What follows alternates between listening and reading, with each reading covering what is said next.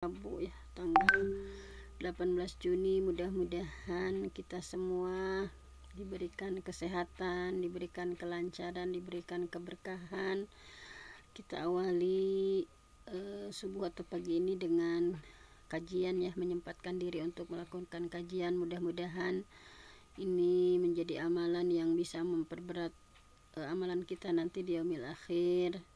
Dan insya Allah kita lakukan secara istiqomah, secara rutin. Mudah-mudahan termasuk amalan yang Allah cintai ya. Ahabul a'mal ilallah, amal yang paling Allah cintai adalah adwamuha wa in qalla, dirutinkan walaupun hanya sebentar, walaupun hanya sedikit hal-hal yang kita kaji. Mudah-mudahan ini menjadi salah satu amalan unggulan kita di hadapan Allah Subhanahu wa taala. Dan untuk hari ini saya masih mencari-cari ya untuk ingin yang rutin gitu. Di sini baru menemukan ada Riyadhus Shalihin. Dulu pernah kita ya membahas Riyadhus Shalihin. Nah, insyaallah di sini sudah ada ya salah satu kitab. Kalau tafsir kemarin setiap Senin ya kita tetapkan untuk mengkaji tafsir Ibnu Katsir. Nah, tafsir banyak tetapi Ibnu Katsir itu syarat dengan dalil Quran, syarat dengan dalil hadis gitu ya, tafsir bil ma'thur. Nah, untuk hadisnya saya juga sedang mencari-cari. Nah, barusan ada ketemu ya syarah Riyadhus Shalihin, walaupun ini kepotong-potong gitu ya, tapi bismillah saja. Kita awali, nanti mencari-cari lagi ya, sambil mencari kita yang sudah ada dulu ini. Sebentar, belum terlihat share screen ya, belum oh belum ya. Sebentar, oh ini gini, bismillah.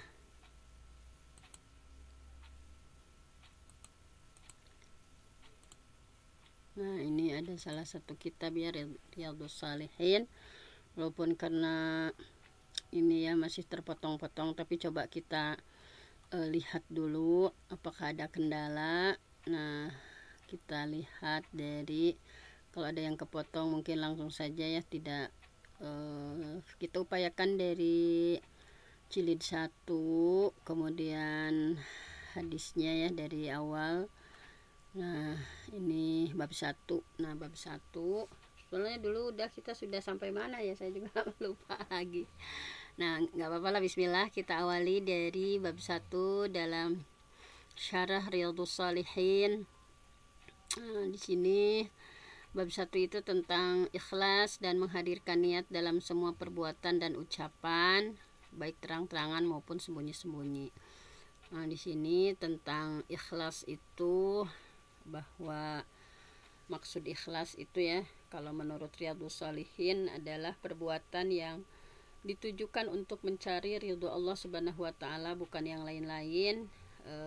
Dan itu adalah salah satu syarat diterimanya sebuah amal, itu betul-betul mencari ridho Allah ya. Apapun yang kita lakukan, hal-hal yang sifatnya dunia pun ya, hatta makan sekalipun gitu ya, bahwa kita niatkan makan kita itu supaya kita bisa kuat dalam melakukan ibadah sholat, misalnya kita bisa punya energi gitu ya untuk melakukan berbagai ketaatan kepada Allah. Pokoknya apapun mencari ridho Allah ya, jangan sampai misalnya hal-hal yang sifatnya ukhrawi juga ya, kayak sholat, zakat atau infak, jangan sampai terselip niat karena yang lain-lain misalnya. Nah, tetapi betul-betul ikhlas ditujukan untuk ridho Allah Subhanahu wa taala, dan ini adalah syarat diterimanya sebuah amal. Nah, jadi syarat diterimanya sebuah amal ada 4 kalau menurut Riyadhus Shalihin ya. Misalnya yang pertama itu, nah ini syarat syahnya gitu ya, syarat syahnya sebuah amal diterima, karena berbagai amalan yang kita lakukan itu belum tentu diterima oleh Allah Subhanahu wa taala ya. Misalnya kita ngaji, kita infak, kita sedekah, misalnya itu kalau tidak sesuai dengan prasyarat, maka itu tidak akan diterima oleh Allah Subhanahu wa taala. Nah, ini diantaranya yang pertama adalah ikhlas dan benar. Nah, kalau ikhlas tadi ya, bahwa betul-betul ditujukan untuk ridho Allah. Kalau benar itu berarti sesuai ya, amal yang kita lakukan itu dengan sunnah Rasulullah yang sahih gitu ya, dengan apa yang dicontohkan oleh Rasulullah Shallallahu Alaihi Wasallam. Dan dua syarat lainnya menjadi syarat kesempurnaan ya, yaitu yang selanjutnya adalah berpegang teguh dan harus bersegera gitu ya. Misalnya kayak kita sholat, misalnya betul-betul ikhlas karena Allah sesuai dengan contoh Rasulullah. Tapi di nanti misalnya, nah itu juga tidak sempurna. Makanya di sini di Riyadhus Shalihin ada syarat kesempurnaan, yaitu berpegang teguh dan bersegera. Nah, untuk berpegang teguh beliau mengutip ya salah satu surah Al-Baqarah. A'udzubillahi minasyaitonirrajim. Khudhu ma atainakum biquwwah. Khudhu ma atainakum biquwwah. Khudhu, peganglah, ma atainakum, apa yang kami berikan pada kalian, biquwwah, dengan teguh gitu ya. Nah, harus dengan teguh ya, tidak boleh mencela-mencele misalnya. Nah, kemudian di sini langsung ke sini ya. Nah, ini langsung ngaclok gitu ya. Nah, diantaranya ada perintah ya di hadis ke-16. Ini langsung ngaclok ya ke-16.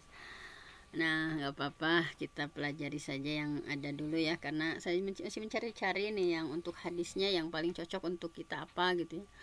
Nah, untuk hadis ke-16, nah di sini ada hadis dari Abi Musa Abdullah bin Qais al-Asy'ari radhiyallahu anin Nabi sallallahu alaihi wasallam, innallaha, sesungguhnya Allah, innallaha ta'ala, sesungguhnya Allah ta'ala, ya basutu, membentangkan, yadahu, tangannya, bilail, pada malam hari, liyatuba musi'un nahar, untuk menerima tobat pelaku kejahatan. Waya basutu yadahu, nah dan beliau membentangkan tangannya ya, bin nahar, di siang hari, liyatuba musi'ul lail, untuk menerima tobat pelaku kejahatan di malam hari, hatta tatlu asyamsu, sampai terbit matahari, mim maghribiha, dari tempat terbenamnya. Nah, ini kita lihat syarahnya ya, bahwa maksudnya sesungguhnya Allah membentangkan tangan pada malam hari untuk menerima tobat pelaku kejahatan di siang hari, dan Allah membentangkan tangan, simbol itu yang ngahyap gitu ya, membentangkan tangan di siang hari untuk menerima tobat para pelaku kejahatan di malam hari sampai matahari terbit dari tempat terbenamnya. Nah, itu maksudnya seperti apa ya? Nah, di sini di tashih ya, ini adalah hadis riwayat Muslim. Kemudian kandungan hadisnya diantaranya penetapan sifat, maksud dari merentang ya besutu ya, membentangkan tangan Allah itu bahwa Allah ya memiliki dua tangan yang sesuai dengan keagungan dan kesempurnaannya. Hanya Allah yang tahu sifat dan bentuknya. Oleh karena itu kita sebagai muslim harus mengimani ya, tidak perlu mempertanyakan bagaimana sifatnya, misalnya tangannya kayak gimana, misalnya nggak boleh ya. Jadi sebagaimana yang dianut oleh para mazhab salafus salih ya, karena ada juga yang tadi misalnya sifatnya kayak gimana dan sebagainya, bertanya-tanya. Nah, kemudian menurut Riyadhus Shalihin di sini bahwa orang yang berpendapat bahwa maksud tangan ya, dalam hadis tadi kan ada kata-kata yadahu ya, maksud kata tangan bahwa Allah membentangkan tangan di siang hari ya maupun di malam hari untuk menerima pertobatan hambanya. Nah, bahwa menurut Riyadhus Shalihin, ketika ada yang berpendapat ya, orang yang berpendapat bahwa tangan yadahu di sana adalah kinayah atau kiasan. Biasanya kalau tangan itu dikiaskan atau dikinayahkan kekuasaan diartikannya ya, atau keutamaan. Nah, menurut Riyadhus Shalihin ini menyalahi akal dan nas dari Quran dan hadis. Ini menurut Riyadhus Shalihin ya. Nah, bahwa isi dari hadis tadi bahwa rahmat Allah Subhanahu wa taala meliputi segala sesuatu ya, bahwa Allah membentangkan tangannya ya di siang hari untuk menerima tobat orang yang melakukan dosa di malam hari, dan sebaliknya Allah membentangkan tangan terus menerus ya untuk menerima pertobatan orang-orang yang sudah melakukan dosa di malam hari, bahwa rahmat Allah itu meliputi segala sesuatu ya. Nah kemudian selain rahmat Allah itu meliputi segala sesuatu, nah di sini juga ada syarat diterimanya tobat. Nah tadi kan ada lafad yang hatta tatlu asyamsu min maghribiha, bahwa pertobatan itu diterima kapan gitu ya, yaitu sampai matahari terbit dari tempat terbenamnya. Nah bahwa intinya di antara syarat diterimanya tobat itu adalah harus dilakukan pada waktu yang masih memungkinkan gitu ya, yaitu sebelum matahari terbit dari barat.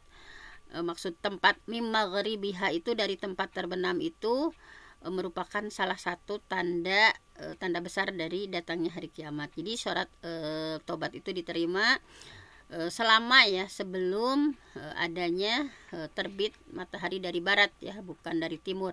Karena kalau matahari terbit dari barat itu artinya sudah kiamat, maka tobat tidak akan diterima. Nah ini menurut hadis ini. Kemudian hadis selanjutnya adalah hampir sama ini ya.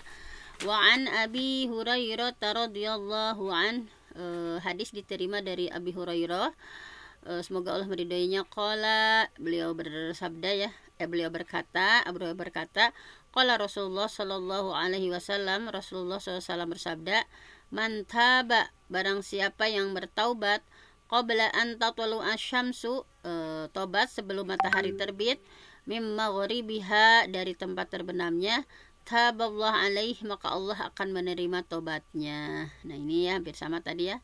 Man taba, barang siapa yang bertobat, qabla an tatlu asyamsu mim maghribiha, sebelum matahari terbit dari barat ya, taballah alaih, Allah pasti menerima tobatnya. Nah ini bahwa hadis ini ya diriwayatkan oleh Imam Muslim. Kemudian kosakata asingnya taballah alaih, Allah menerima tobatnya. Kandungan hadisnya adalah bahwa Allah Subhanahu wa taala menerima tobat dari hamba-hambanya dan memaafkan semua kesalahan hamba-hambanya jika tobat itu dilaksanakan sebelum batas waktu yang ditentukan, yaitu sebelum matahari terbit dari barat ya, itu artinya hari kiamat. Nah bahwa dikuatkan dalam surah Al-An'am, a'udzubillahi minasyaitonirrajim, yauma ya'ti, pada hari datangnya, ba'du ayati rabbik, sebagian tanda-tanda kekuasaan Tuhanmu, la yanfa'u nafsan, tidak bermanfaat lagi ya, imanuha, iman seseorang bagi dirinya sendiri, lam takun amanat min qablu ya, yang bahwa min qablu au kasabat fi imaniha khairan. Nah ini dalam khaira ya, dalam surah Al-An'am, yauma, pada hari, ya'ti, datangnya, ba'du, sebagian, ayati rabbik, tanda kekuasaan Tuhanmu, la yanfa'u, tidak bermanfaat, nafsan ya, bagi dirinya sendiri, imanuha, keimanannya, lam takun amanat min qabl, yang belum beriman sebelum itu, au kasabat, atau belum mengusahakan kebaikan ya, fi imaniha, dalam imannya. Nah, jadi maksudnya bahwa ketika matahari ya sudah terbit dari arah barat, jika manusia menyaksikan misalnya matahari sudah terbit dari barat, maka pada saat itu mereka akan beriman ya secara keseluruhan, yaitu pada hari iman seseorang tidak lagi bermanfaat ya, sebagaimana tadi hadis Rasulullah SAW. Nah jadi kalau udah kiamat mah ya udah nggak ada itu lagi ya, apa maksudnya keimanan ini ya. Jadi pada hari datangnya matahari terbit dari barat misalnya, maka tidak bermanfaat lagi iman seseorang ya untuk dirinya sendiri, dan yang belum beriman juga ya, atau seseorang yang belum mengusahakan kebaikan dalam keimanannya. Nah itu udah nggak ada manfaatnya lagi. Nah kemudian diantaranya langsung saja ya, ini karena terpotong juga. Nah ini hadis kedua-dua. Nah ini ya, bahwa hadis ini ini juga sama, masih terpotong, langsung ke sini nih. Nah sebentar.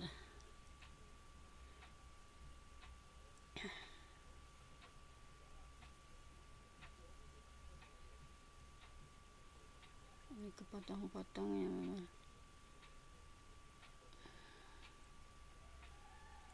Nah ini masih coba-coba di buku ini ya, nanti kita cari yang lebih baik lagi.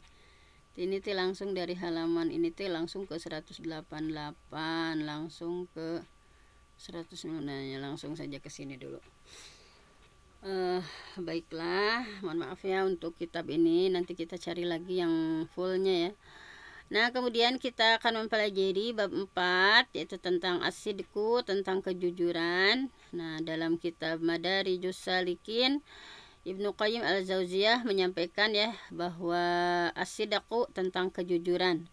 Jadi dalam salah satu buku karangan Ibnu Qayyim al-Jauziyah ya, Madarijus Salikin, beliau berpendapat tentang as-sidqu, kejujuran, bahwa yaitu kedudukan makom kaum yang paling agung darinya ya, dari kejujuran itu bersumber kedudukan makom para salikin.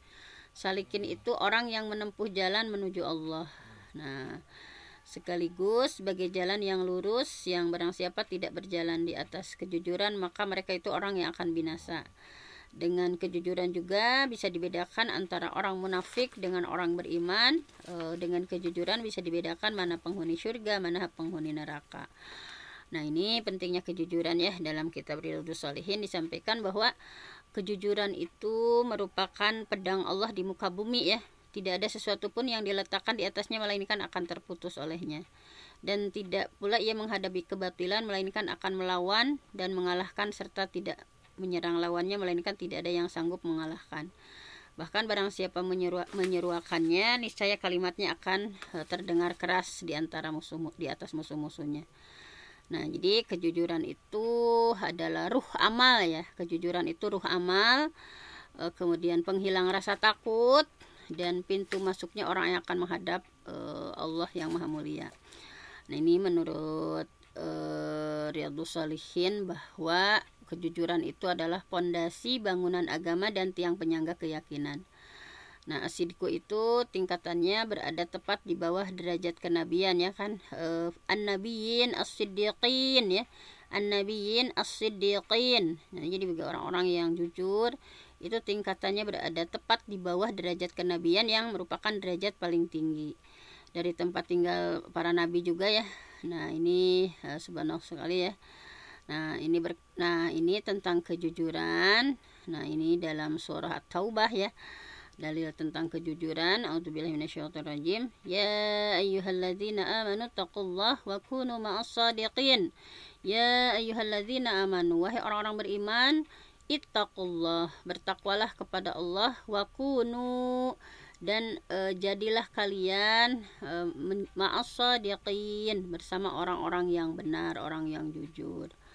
Jadi Allah sudah meminta hambanya ya supaya beriman, supaya mereka setelah amanu ya, kemudian wakunu ma'as-shadiqin, berbuat jujur, berpegang teguh kepada kebenaran, supaya menjadi golongan yang menetap di jalan kebenaran gitu ya. Mudah-mudahan kita termasuk ya orang-orang as-shadiqin, itu satu tingkat di bawah nabi, para nabi ya. Kemudian tentang as-shadiqin juga di Al-Ahzab ayat 35 bahwa was-shadiqin, orang-orang yang benar dari kalangan laki-laki, was-shadiqat, orang-orang yang benar dari kalangan perempuan. Nah, ini juga ya bahwa intinya jujur itu adalah sifat terpuji yang seharusnya dituntut keberadaannya gitu ya dari orang-orang mukmin, baik laki-laki ataupun perempuan. Karena dalam surah Muhammad, falau sadaqullah lakana khairan lahum, seandainya mereka selalu jujur terhadap Allah, pasti itu lebih baik bagi mereka. Nah, jadi Allah memberitahukan ya tentang nilai kejujuran, bahwa kejujuran itu merupakan kebaikan sekaligus penyelamat gitu ya. Bahwa sifat ini, jujur itu yang memberikan nilai kepada amal perbuatan. Sebab kejujuran merupakan ruhnya. Seandainya mereka benar-benar tulus ikhlas ya, beriman, benar-benar taat, niscaya kejujuran merupakan yang terbaik.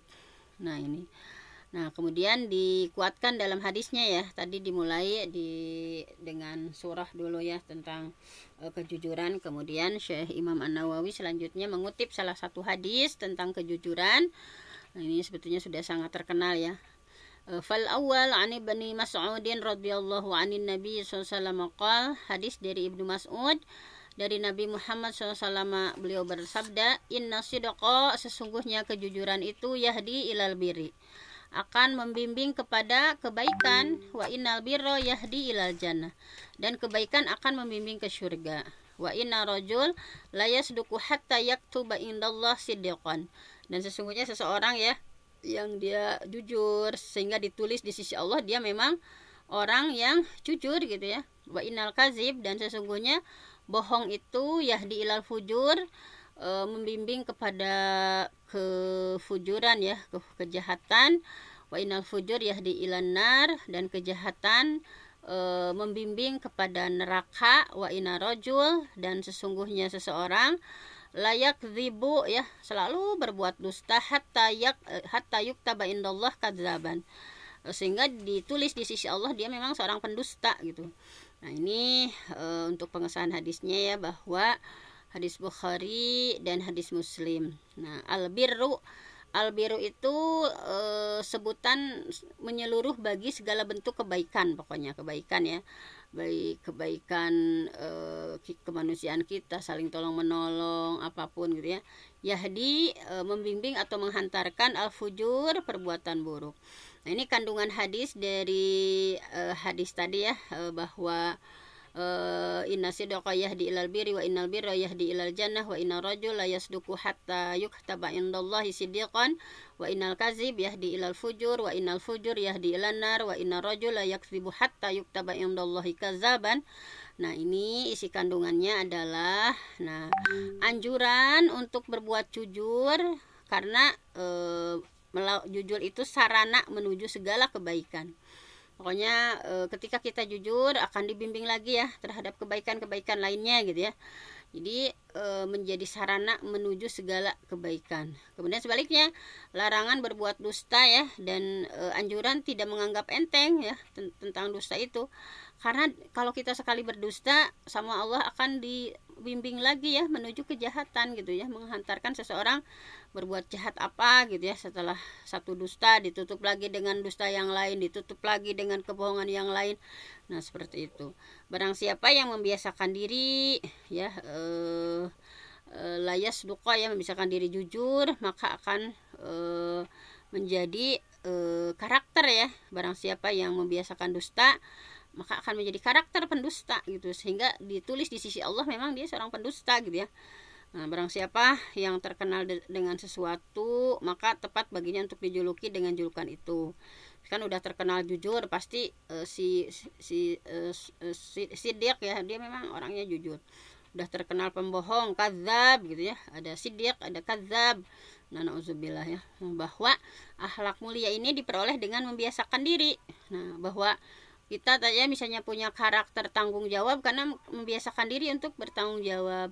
Kita ingin misalnya ketika kita membiasakan diri jujur gitu ya, maka akhlak mulia apapun akan menetap dalam diri kita, harus dibiasakan. Karena jiwa itu sangat terpengaruh oleh sebab-sebab yang bisa menghantarkan kepada kebaikan dan akan merubah tabiat. Demikian sebaliknya ya, pokoknya biasakan hal-hal baik intinya ya. Kalau sudah dibiasakan akan menjadi karakter kita. Kemudian amal solih, tempat kembalinya adalah surga ya, segala kebaikan tadi ya.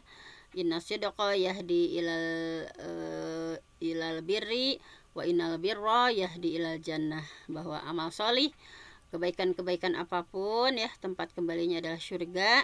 Sedangkan tadi ya wa innal kazib ya yahdi ilal fujur wa innal fujur yahdi ilan nar, segala perbuatan buruk, nah ini tempatnya adalah neraka. Nah kemudian hadis selanjutnya ini ya, ini halaman berapa, 193, tapi ini nyambung. Nah ini hadis nomor 55 ya, tentang nih terakhir mungkin ya. Atsani an Abi Muhammad Al-Hasan bin Ali bin Abi Talib radhiyallahu anhu maqala hafidtu min Rasulillah da' ma yuribuk ila ma la yuribuk fa inna sidqa tuma'ninah wal kadzib ribatun. Bahwa an Abi Muhammad Hasan bin Ali, Hadis diterima dari Muhammad Hasan bin Ali bin Abi Thalib radhiyallahu anhuma, semoga Allah meridai kepada keduanya. Qala ya, Hasan berkata, hafidtu min Rasulillah, beliau menyampaikan seperti itu ya, bahwa aku pernah menghafal dari Rasulullah, da' ma yuribuk, tinggalkan apa yang membuat kamu ragu, ila ma la yuribuk, menuju kepada apa yang tidak membuatmu ragu. Fa inna sidqa tuma'ninah, karena kejujuran itu merupakan tumakninah, ketenangan, wal kadzib ribatun, dan kedustaan itu adalah keraguan-raguan. Nah, jadi Hasan ya sangat terngiang-ngiang terdengar dari pesan Rasulullah, da ma yuribuk, pokoknya tinggalkan apa yang membuatmu ragu, ila ma la yuribuk, untuk menuju kepada sesuatu yang tidak membuatmu ragu. Karena keterangannya ada bahwa kejujuran itu pasti ya, kalau kejujuran itu merupakan mendatangkan tumakninah, ketenangan. Sedangkan kalau kebohongan mendatangkan keraguan-raguan, maka da' ma yuribuk, tinggalkan apa yang meragukan gitu ya. Ila ma la yuribuk. Nah ini kemudian pengesahan hadisnya ya. Ini diriwayatkan oleh Imam At-Tirmizi, An-Nasa'i, banyak ya ini riwayatnya. Nah, di antaranya kosakata asingnya yuribuk, yang membuatmu ragu ya dan tidak yakin benar terhadap hal itu. Tumaninah itu adalah keteguhan hati ya, tidak guncang, diiringi dengan ketenangan jiwa. Nah, ini kandungan hadisnya, bahwa da' ma yuribuk ila ma la yuribuk itu adalah menahan diri dari hal-hal yang sifatnya subhat atau mutasyabihat ya, dan menjauhi. Dan ini adalah salah satu bentuk waro ya. Misalnya kalau ini ragu, misalnya ini teh halal haram, ini teh halal haram ya, misalnya pokoknya hal-hal yang sifatnya subhat gitu ya, antara halal haram gitu ya, syubhat mutasyabihat, dan menjauhi ya, ini adalah salah satu bentuk waro kita, kehati-hatian kita. Karena sesungguhnya sesuatu yang halal, sesuatu yang murni, tidak akan tercampur dengan keraguan ya, dilah seorang mukmin. Makanya barang siapa yang menjauhi ya, ittaqus syubuhat, menjauhi hal yang subhat, maka dia sunggah faqadistabro'a ya, lidinihi wa irdihi, maka sungguh dia sudah menyelamatkan agama dan kehormatan.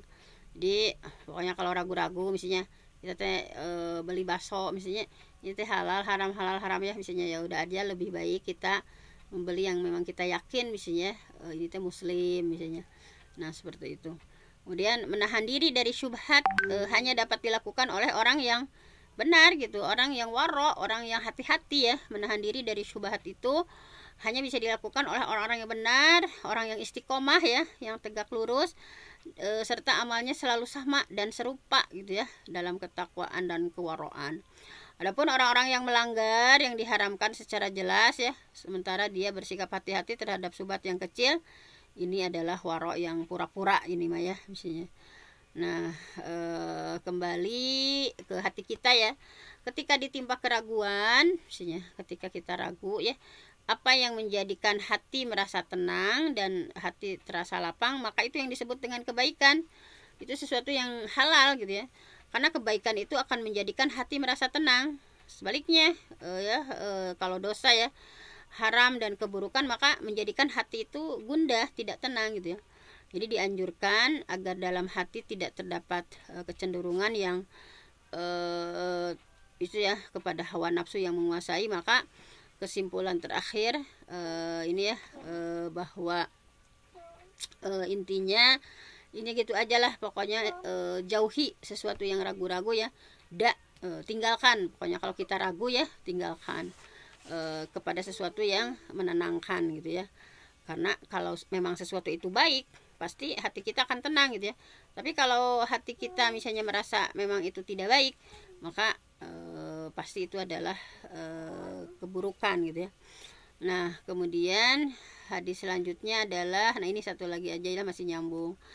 Hadis ke-56. Nah di sini hadis dari Abi Sufyan Sakhar bin Harb fi hadis tawil fi qissah Hiraqla. Sebenarnya ini hadisnya panjang ya, tentang bagaimana Rasulullah memberikan ini ya terhadap Heraklius ya. Nah ini Heraklius ya sebagai salah satu raja ya, Nah, bahwa dari Sufyan bin Sakhar, hadis dari Sufyan bin Sakhar radhiyallahu an, semoga Allah meridainya, fi hadisi tawil fi kisah Hiraqla, tentang kisah Heraklius ya, yang panjang, sebuah kisah panjang, hadis panjang mengenai Heraklius. Nah, bahwa salah satu kutipan saja di sini, qala Heraklius berkata bahwa pamadza ya'murukum, yakni an-nabi. Qala Abu Sufyan, ketika Abu Sufyan ditanya ya oleh Heraklius ya saat itu, padahal Abu Sufyan belum masuk Islam kan saat itu.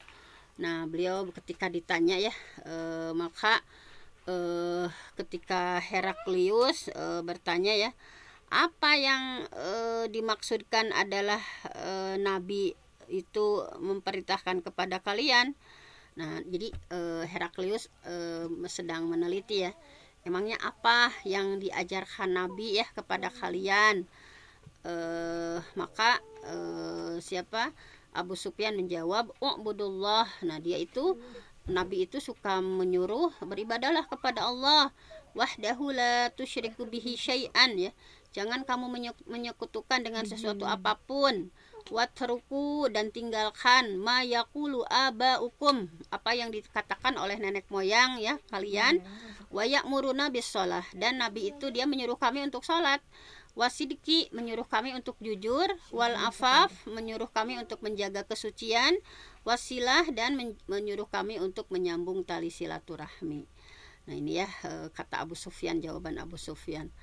Nah, di sini ini ya bagian dari hadis dari Ibnu Abbas ya yang sangat panjang, bahwa Abu Sufyan meriwayatkan ya, diriwayatkan oleh Imam Bukhari ya dan juga Muslim.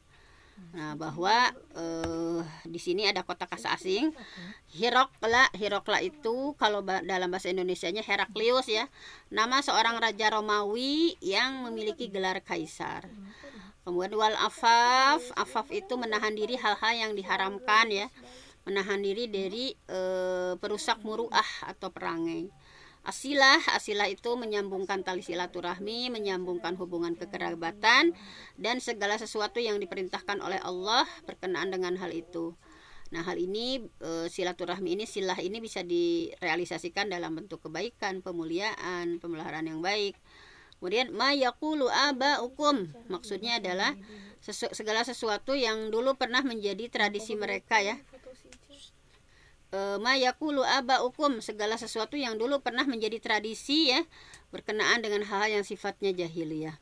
Adapun akhlak yang mulia, maka Rasulullah diutus untuk innama bu'itsu liutami wa makarimal akhlak.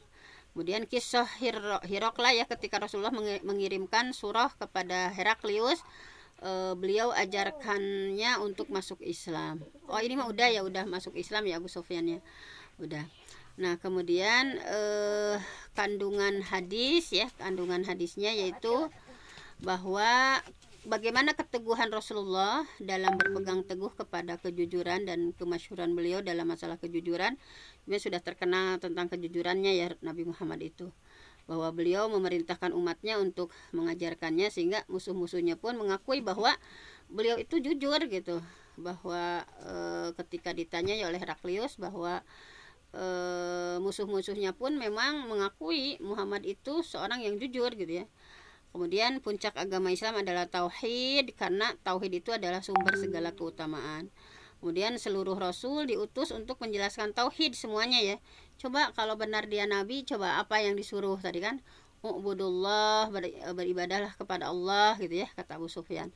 Bahwa semua rasul pasti mengajak kepada ketauhidan dan membumi hanguskan segala bentuk kemusyrikan. Nah, Allah yang Maha Suci menyuruh ya segala sesuatu yang membawa kemaslahatan kepada umat manusia, memberikan kebaikan baik di dunia maupun di akhirat. Nah, jadi isi kandungan hadisnya seperti itu, menghindarkan diri dari taklid buta, misalnya jangan nenek moyang melakukan seperti ini, misalnya nah, jangan taklid buta juga ya tadi bahasanya dengan ma yaqulu abaakum, segala sesuatu yang dulu pernah menjadi tradisi gitu ya. Itu tentang jahiliyah gitu. Nah, jadi menghindarkan diri dari taklid buta, apa yang nenek moyang lakukan padahal itu adalah sesuatu yang salah misalnya. Nah, jadi hadis ini secara umum menunjukkan kandungan risalah Islam yang sifatnya universal, menyeluruh ya, menyebutkan tentang keimanan, tentang hukum dan akhlak, dan ini semua adalah sendi-sendi kehidupan umat manusia. Nah, jadi dalam hadis ini bahwa pastilah setiap nabi menyuruh kepada umatnya itu pasti ibadah sama Allah, menghanguskan kemusyrikan, kemudian tinggalkan ya tradisi-tradisi jahiliyah, saja tradisi-tradisi yang buruk dari nenek moyang. Pasti nyuruh sholat, nyuruh jujur, nyuruh iffah ya, menjaga diri, menjaga kesucian diri, wasilah, menjaga silaturahmi. Nah, ini pastinya hal yang disuruhkan, ini sendi-sendi kehidupan secara umum itu memang seperti ini. Nah, mungkin untuk hari ini dicukupkan sekian ya. Misalnya ini belum nah belum dicek lagi ini, soalnya ngaclok-ngaclok ya dari halaman 197 ini. Tapi ini ada juga yang langsung gitu ya. Nah, mungkin hanya itu saja kajian hadis kita. Mudah-mudahan kita mendapatkan ya kitab yang representatif ya untuk kajian hadisnya. Kalau tafsirnya bismillah ya Ibnu Katsir saja. Kalau hadis nanti kita lihat Riyadhus Shalihin misalnya, dalam kitab yang lainnya misalnya apa saja. Yang terpenting kita memohon mudah-mudahan kita mendapatkan keberkahan ya dari setiap kitab, dari setiap buku yang kita pelajari. Kita menjadi pemberat amal kita nanti di yaumil akhir. Satu huruf, satu halaman, satu lembar ya, satu lafaz itu memberikan dampak positif untuk kehidupan kita, yang kehidupan yang lebih berkah yang diberikan oleh Allah Subhanahu wa taala. Saya mohon ampun sama Allah, yang benar datangnya dari Allah, yang salah dari saya sendiri. Aku qauli hadza wa astaghfirullah li wa lakum. Assalamualaikum warahmatullahi wabarakatuh. Waalaikumsalam warahmatullahi wabarakatuh. Waalaikumsalam warahmatullahi wabarakatuh. Jazakumullah khairan jaza kepada Bunda Dr. Fenty Inayati yang telah berbagi ilmu kepada kita sekalian. Semoga beliau mendapatkan